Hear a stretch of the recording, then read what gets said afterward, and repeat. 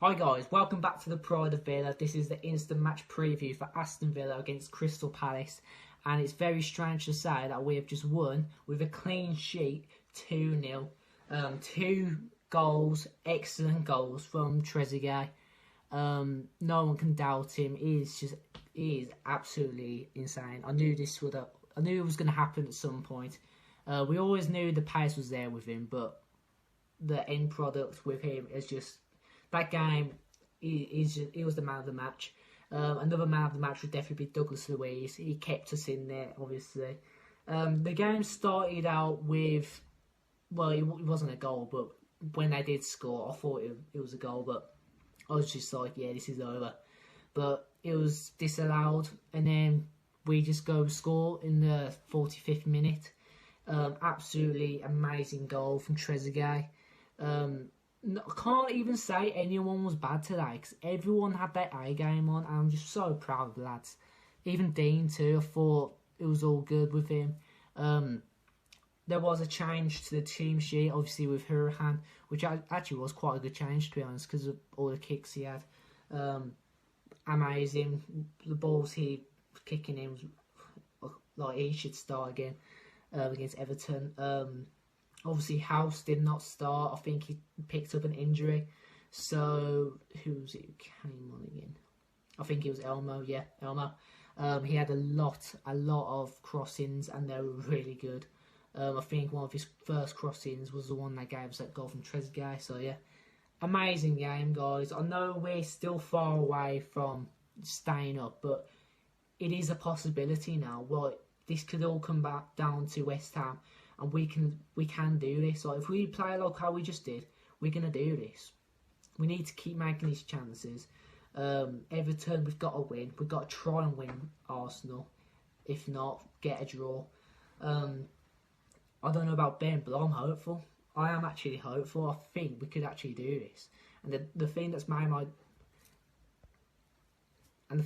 my day today was Blues losing 2-0 to Stoke City. If you haven't seen my Instagram or the Pride of Villa's Instagram, I did put it on there too. So yeah, thanks everyone at Villa for that. It was just what us Villa fans needed, I'd say, because it has been like a really bad dry spell, and it's just been very negative as well. So we need to keep it up. We need to get more goals, and yeah, come on Villa, we can do this. Aston Villa 2, Crystal Palace 0. No, it's a win. Okay, it's a good win. You know, we needed it. It was a must-needed win. If it wasn't going to be for that, it would have been almost a definite that we were going to be relegated. But thank God we actually got the win. I thought today we played much better than usually. Because considering we were going to lose tonight, I would have thought Crystal Palace won. Not sure I got a bet on it. But overall, I think it's in part to Crystal Palace just not turning up today. I think their player quality was just poor from every single one of them. But in terms of performance today from our players, so much better, so much more character, more desire to win the ball and actually gain some footing in the game. And, you know, it was a bit sloppy at times. As Sky said, it doesn't have to be the cleanest of wins, it doesn't have to be the prettiest of football that we play. As long as you get those 3 points, that's all that's needed. And who knows, could this be Smith's greatest game? Probably isn't. But in terms of man of the match, I'm going to have to go to Trezeguet. I think I've been a person that's been criticising him a lot this season because I just don't think he's been turning up. But for me, today, he really stood up today.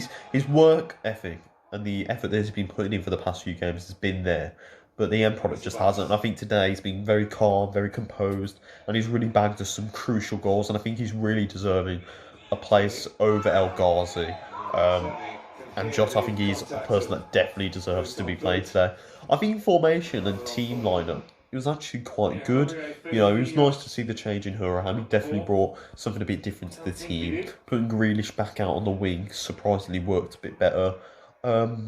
Smatter was okay. I still think it's just he's not getting the opportunities with him. They're expecting him to do a lot more than it's needed. I think, as I said before, I think Wesley's so massively missed in this team. And I'd like to see him come back. For me, McGinn needs to go off. He's not offering anything in this game. He just looks so poor and slow and sluggish. And really, if you're going to make a substitute or bring someone in, at least give Lansbury or somebody else a go. Because for me, he's just not doing enough to affect the game. Defensively, we were good again. I thought Mings had a much better game. It was a shame to lose House in the warm-up, but I thought Konza moving into that centre-half role looked very well. Much better to see him there. And I thought Hamilton had a really solid game. And I must wonder what Gilbert's done to not deserve a place in the team. You bring him in specifically to replace Alan Hutton, and he's not playing. I don't understand what he's done. But saying that, I'd keep El Mohammadi in the team just because I think he was a bit better today.